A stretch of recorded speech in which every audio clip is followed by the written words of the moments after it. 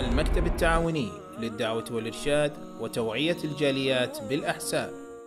سبحان الله والحمد لله ولا إله إلا الله. سبحان الله والحمد لله. السلام عليكم ورحمة الله وبركاته.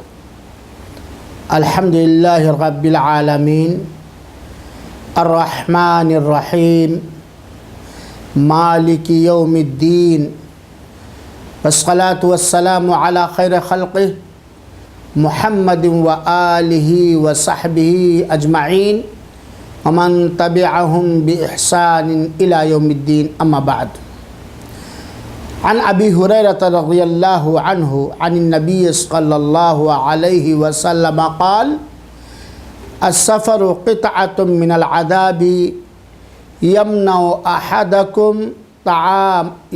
أحدكم طعامه وشرابه ونومه فإذا قضى نهمته فليعجل إلى أهله. आदाब सफ़र। प्रिय मित्रों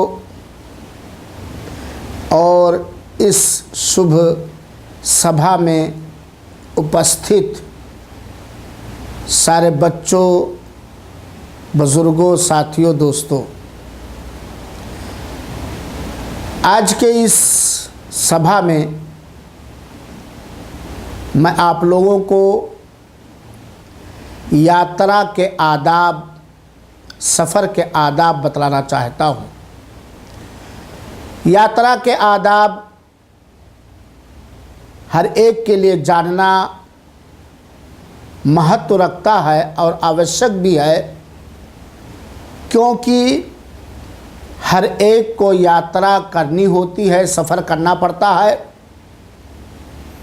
कोई ऐसा व्यक्ति नहीं है जिसे यात्रा ना करनी हो। और अंतिम संदेष्टा ने हमें और आपको यात्रा के आदाब, सफ़र के आदाब सिखाए हैं। सर्वप्रथम हम एक हदीस सुने।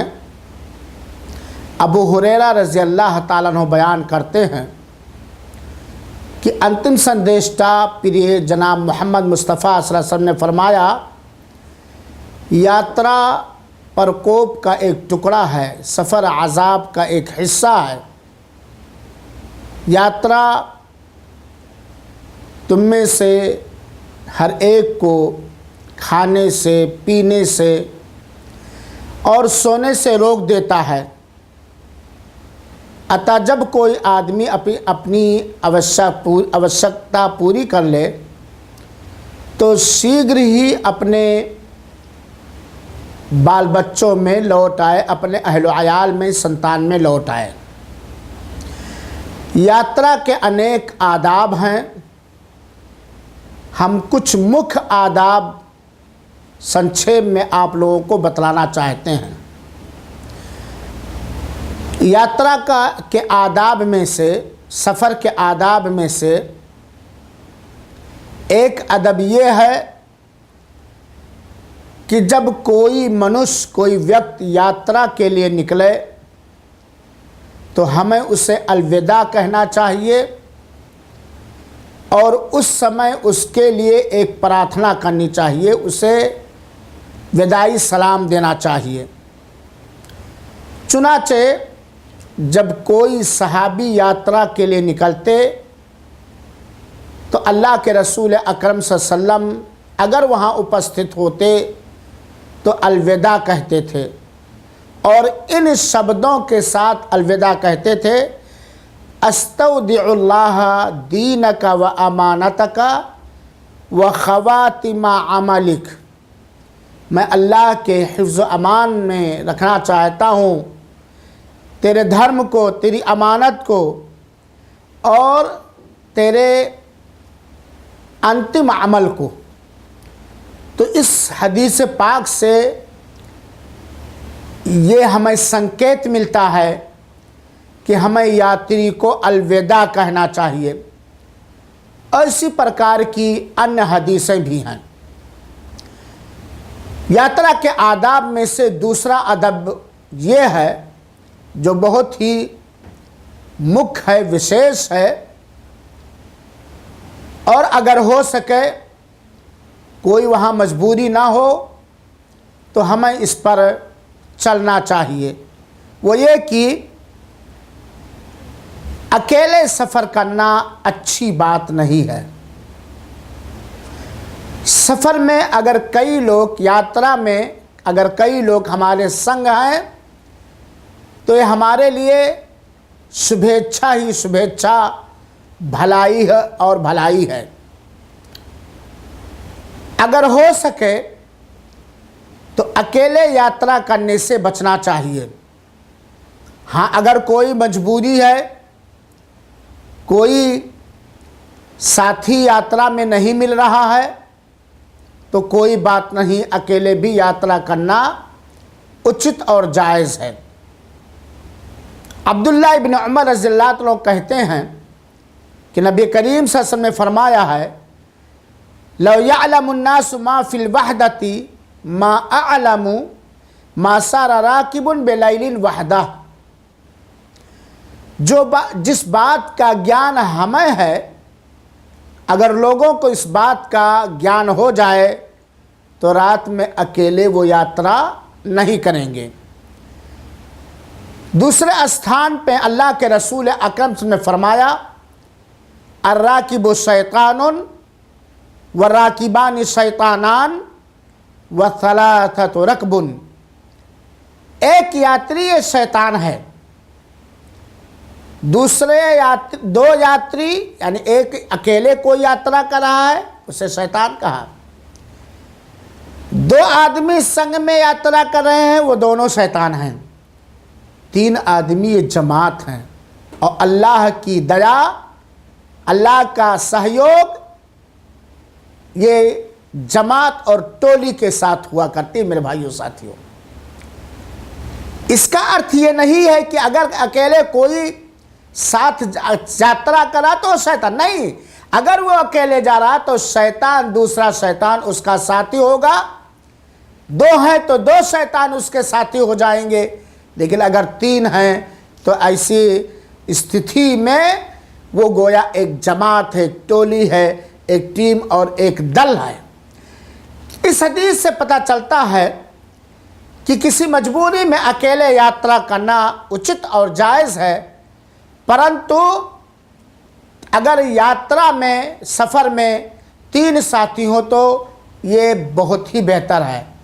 उदाहरण से हम इस प्रकार समझें कि भाई एक आदमी यात्रा कर रहा है, मार्ग में कोई संकट आ गई, कोई परेशानी आ गई या मृत्यु आ गई तो उसके संतान तक सूचना देने वाला, उसका हेल्प और सहयोग करने वाला वहाँ कोई नहीं है।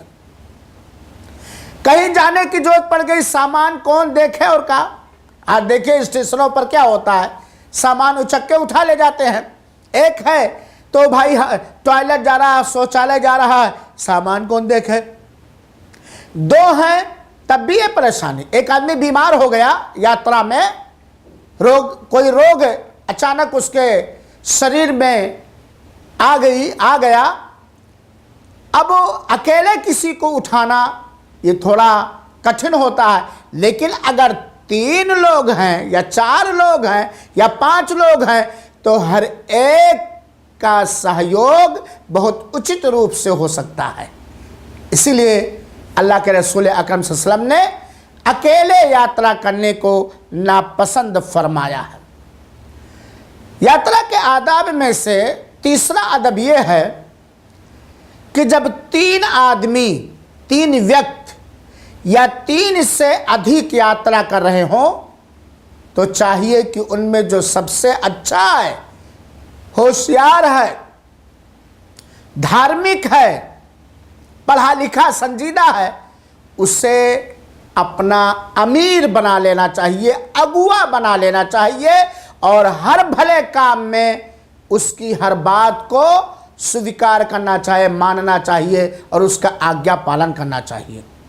जब 3 या 3 से अधिक लोग यात्रा कर रहे हैं तो ऐसी स्थिति में चाहिए कि उन तीनों में से या उनमें से जो अच्छा हो, सज्जन हो, हाँ, सार्वजनिक हो, सामाजिक हो, पढ़ा लिखा हो, बुद्धि वाला हो, शुभ व्यवहार का हो, उसे अपने ऊपर अगुवा बना लेना चाहिए, अमीर बना लेना चाहिए और हर भले काम में उसकी शुभेच्छा करनी चाहिए, उसका आज्ञा पालन करना चाहिए और वो अमीर और अगुवा हर एक का जिम्मेदार होगा।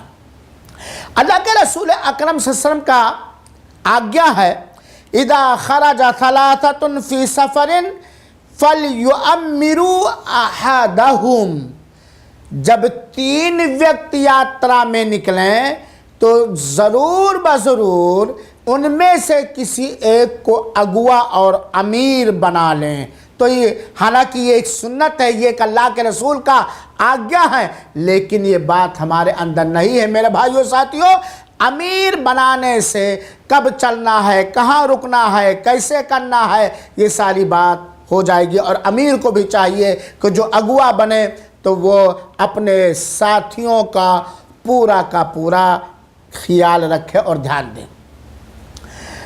यात्रा के आदाब में से एक अदब ये भी है कि जब भी हम यात्रा के लिए निकले तो अपने साथ कुत्ते या घंटी लेके ना निकलें, कुत्ते और घंटी लेकर के ना निकलें। अब क्या कहेंगे, आज का ये विश्व, ये ज़माना बड़ा मॉडर्न है ना। मालूम नहीं कितने म्यूज़िक के सामान लेके लोग निकलते हैं और अब तो कारों में कुत्ते घूमें, फुटपाथों पे मिस्कीन, कार में कुत्ते सफ़र कर रहे हैं और रोड के किनारे निर्धन पड़ा हुआ होता है जिसके शरीर को ढांपने के लिए वस्त्र भी नहीं होता है, पेट को भरने के लिए एक रोटी भी नहीं हुआ करती है और मालदारों के कारों में गोदों में बैठ करके कुत्ते चलते हैं। ये अंग्रेज़ों की देन है, लेकिन आज बहुत सारे लोग, अधिक लोग इसको अपने नाक की बात बना लें, इसको अपने सम्मान की बात बना लें। प्रिय मित्रों, तो अल्लाह के रसूल अकरम सल्लल्लाहु अलैहि वसल्लम ने फरमाया, क्योंकि अल्लाह के रसूल अकरम सल्लल्लाहु अलैहि वसल्लम का फरमान है, ला तस्हबुल मलाइकतु रुफ़क़ा फ़ीहा कल्बुन वला जरसुन, उन लोगों के संग फरिश्ते नहीं होते जिनके साथ घंटी और कुत्ते हैं, क्योंकि घंटी ये या म्यूजिक ये शैतान की बांसुरी है और फरिश्तों को इनसे नफरत है। यात्रा के आदाब में से एक महत्वपूर्ण अदब जिसका संबंध विशेष रूप से महिलाओं के साथ है और पुरुषों के साथ भी है। किसी महिला के लिए ये उचित नहीं, जायज़ नहीं कि वो बिना अपने संग महरिम लिए हुए यात्रा करे। और महरिम कहा जाता है, इसके पहले के सभाओं में मैं बतला चुका हूँ, महरिम कहा जाता है कि जिस व्यक्ति से उस महिला का विवाह वर्जित हो, नाजायज़ हो, तो बिना महरिम के किसी महिला के लिए उचित नहीं है कि वो यात्रा करे, सफ़र करे, क्योंकि अल्लाह के रसूल अकरम सल्लल्लाहु अलैहि वसल्लम का आज्ञा है, ला यहिल्लु लिइम्रअतिन तुअमिनु बिल्लाहि वल यौमिल आखिर अन तुसाफिरा मसीरता यौमिन व लैला लैसा मअहा महरमुन। अंतिम संदेशता कहते हैं, किसी महिला के लिए ये हलाल नहीं है जो महिला अल्लाह पर और महापरले के दिन पर विश्वास रखती, जो अल्लाह पर ईमान रखती है, आखिरत के दिन पर ईमान रखती है, उसके लिए ये जायज़ नहीं है कि वो एक दिन और एक रात की मसाफत की दूरी बिना महरिम के सफ़र करें। क्यों प्रिय मित्रों? क्योंकि महिलाओं का फितना ये बड़ा भयानक होता है, बड़ा गंभीर होता है और महिला के विषय में किसी को अमानतदार नहीं समझा जा सकता। और यात्रा जो कि प्रकोप तथा अजाब का एक टुकड़ा है, जिसमें यात्री चाहे मर्द हो, चाहे पुरुष हो, चाहे महिला हो, बहुत सारी चीज़ों की आवश्यकता पड़ती है। कहीं तन्हाई होती है, कहीं अकेले होते हैं, कहीं इकट्ठा बैठना पड़ता, वगैरह वगैरह। और महिला का सम्मान, महिला की आदर की रक्षा मात्र केवल महरम ही कर सकता है। उसके अतिरिक्त कोई नहीं है जो किसी महिला के साथ अकेले में हो या यात्रा में हो और उसके मन में पाप ना आए, किसी प्रकार का पाप ना आए। तो महिला को चाहिए, महिला के गार्जियनों को चाहिए, सरपरस्तों को चाहिए कि बिना महरम के ना महिला लोग सफ़र यात्रा करें और ना घर के लोग अपने घर की रानियों को, बेटियों को, बहुओं को, बहनों को, बीवियों को बिना महरम के सफ़र की अनुमति दें। ये उचित नहीं है। प्रिय मित्रों और साथियों, सफ़र के आदाब में से कि अगर हो सके तो जुमेरात के दिन सुबह सफ़र करना चाहिए, क्योंकि अल्लाह के रसूल अकरम सल्लल्लाहु अलैहि वसल्लम जब ग़ज़वे तबूक में निकले थे तो जुमेरात के दिन निकले थे और दिन के पहले भाग में निकले थे। एक बात और याद रहे कि अगर ज़रूरी ना हो तो जुमा के दिन ज़वाल के बाद या अज़ान के बाद सफ़र नहीं करना चाहिए, लेकिन परंतु अगर ज़रूरी है तो इसमें भी कोई बात नहीं है। सफ़र के आदाब में से 7वां अदब यह है कि सफ़र में हमें अधिक से अधिक अल्लाह ताला से प्रार्थना तथा दुआ करनी चाहिए और अल्लाह ताला का ज़िक्र करना चाहिए, अल्लाह को याद करना चाहिए।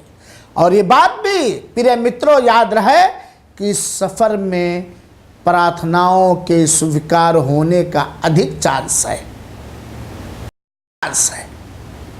और अल्लाह का ज़िक्र व अस्कार ये सफ़र में हमारे हृदय में संतोष लाएगा।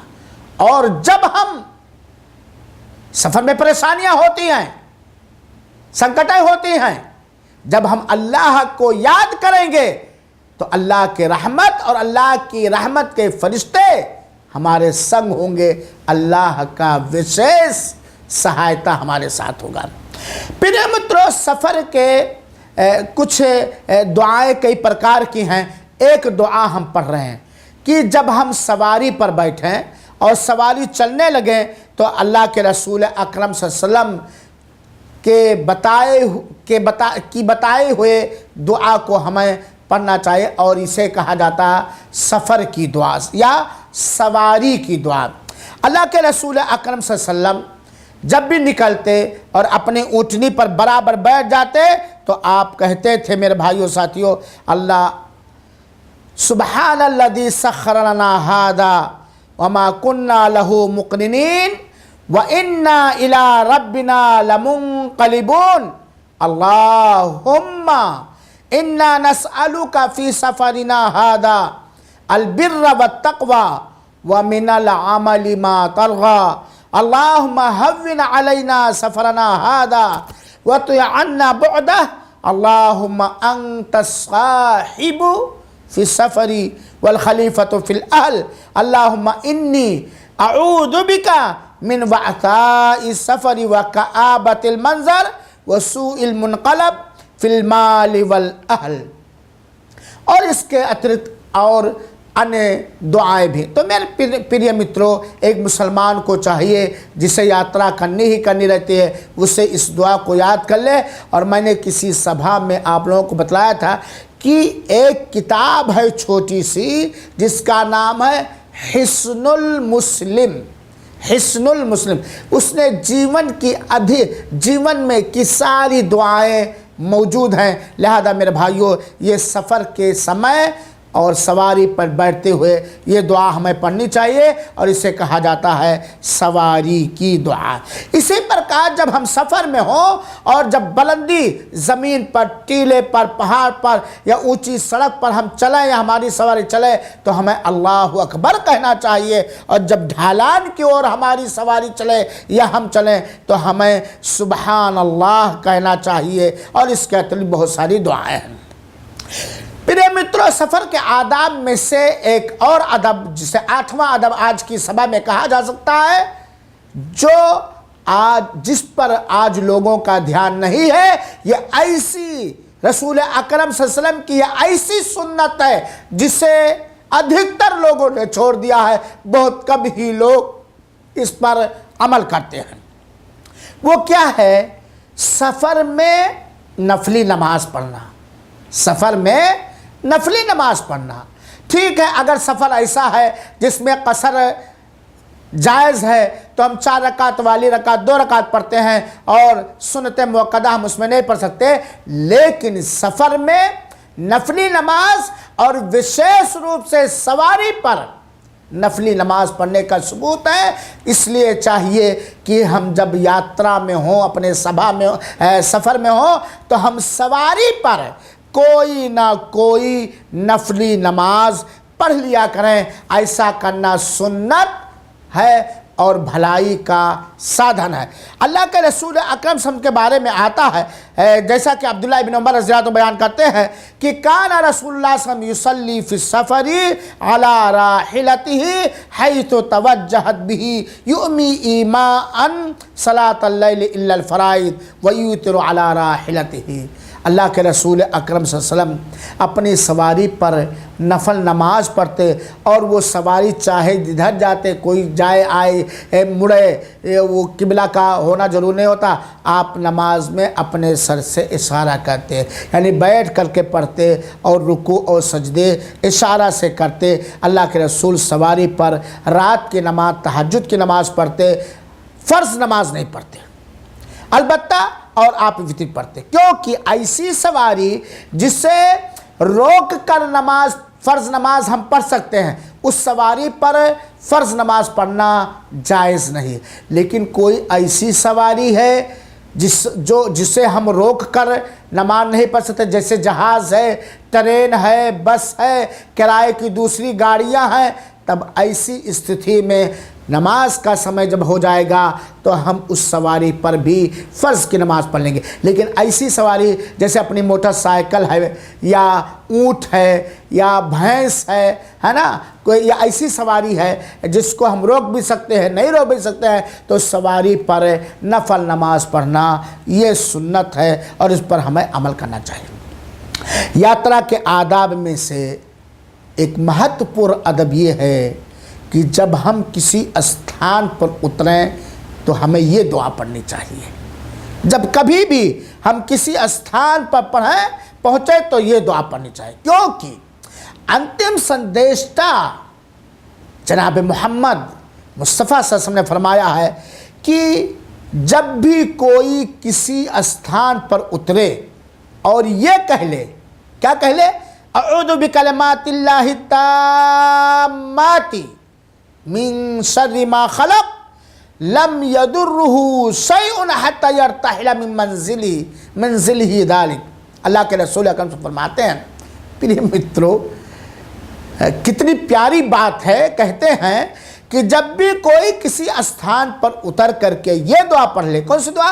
अऊज़ु बिकलिमातिल्लाहि ताम्माति मिन शर्रि मा खलक़। अल्लाह के मुकम्मल कलमे के ज़रिया हम अल्लाह की हर पैदा की हुई बुरी चीज़ से पनाह मांगते हैं। तो अल्लाह के रसूल कहते हैं जब कोई ये पढ़ लेगा तो जब तक उस स्थान को वो छोड़ नहीं देगा, कुछ नहीं कर लेगा, कोई चीज़ उसे हानि नहीं पहुंचा सकती, नुकसान नहीं पहुंचा सकती। अब ये दुआ ही जब याद नहीं रहेगी तो हम पढ़ेंगे कैसे? तो प्रिय मित्रों, जब हम किसी स्थान पे उतरे तो हम ये दुआ अवश्य पढ़ लिया करें, ऐसा करना सुन्नत है। और अगर आवश्यकता है मेरे भाइयों साथियों तो हम सफ़र में सो भी सकते हैं, और अगर कई लोग हैं तो एक साथ बैठ कर के हमें खाना पानी करना चाहिए। और जैसे ही हम जिस लक्ष्य के लिए, जिस गरज के लिए हमने सफ़र किया है, हमारी आवश्यकता जैसे पूरी हो जाए हमें फ़ौरन वापस आ जाना चाहिए अपने संतान के पास, अपने बाल बच्चों के पास। और यहाँ ये भी ध्यान रहे कि अगर हम वापस आ रहे हैं कई दिनों के बाद तो रात में हमें अपने घर नहीं आना चाहिए बिना सूचना दिए हुए। जब भी आदमी 1 महीना के बाद, 1 हफ्ता के बाद, 1 साल के बाद, 2 साल के बाद अपने घर वापस होता है तो उसे चाहिए कि घर आने से पहले अपने निश्चित समय, वापसी के निश्चित समय के बारे में ज़रूर सूचना दे दे, अचानक नहीं आना चाहिए। अल्लाह के रसूल अकरम सल्लल्लाहु अलैहि वसल्लम ने फरमाया है कि कोई आदमी अपने संतान के पास अहलो अयाल के बाद रात में ना आए, यानी अचानक ना आए। और अल्लाह के रसूल का फरमान है कि जब तुम में से कोई आदमी रात में आए तो अपने बच्चों के पास उस समय तक ना आए यहाँ तक कि स्त्री या महिला या पत्नी अपनी सफाई ना कर ले और कंघे न कर ले, बिखरे बालों को संवार न ले। क्योंकि जब पति यात्रा पे होता है, दूर होता है, तो पत्नी बनाव श्रृंगार का उतना प्रबंध नहीं करती, उतना ध्यान नहीं देती है। तो ये है कि हम आ रहे हैं, रात में आ रहे हैं, तो हमें चाहिए कि हम सूचना दे दें ताकि हमारी पत्नी अपने नीचे के बाल, बगल के बाल वगैरह साफ़ कर ले, अपने कपड़े वगैरह साफ़ सुथरा कर ले, अपने बदन को साफ़ कर ले और अपने बालों को संवार ले। क्योंकि ये भी हो सकता है कि हम अचानक आए और बीवी को ऐसी स्थिति में मैंने पाया जो मुझे पसंद नहीं है, तो हमारे दिल में पत्नी की नफ़रत आ सकती है। इसी प्रकार एक सुन्नत ये भी है कि जब कोई आए अपने गांव में यात्रा के बाद तो उसे पहले मस्जिद जाना चाहिए और उसमें 2 रकात नमाज पढ़ कर के ही घर वापस आना चाहिए। ये यात्रा के कुछ प्रमुख आदाब मैंने आप लोगों को बतलाया। हम अल्लाह ताला से ये प्रार्थना करेंगे कि ए अल्लाह ताला, तेरे प्यारे हबीब जनाब मुस्तफ़ा सल्लल्लाहु अलैहि वसल्लम ने जीवन के बारे में, जीवन को संवारने के लिए जितने भी आदाब बताया है उसे हमें अपनाने की तौफीक दे। आमीन। वसल्लल्लाहु वसल्लम अला नबीना मुहम्मदिन सल्लल्लाहु अलैहि वसल्लम। वस्सलामु अलैकुम व रहमतुल्लाहि व बरकातुहू।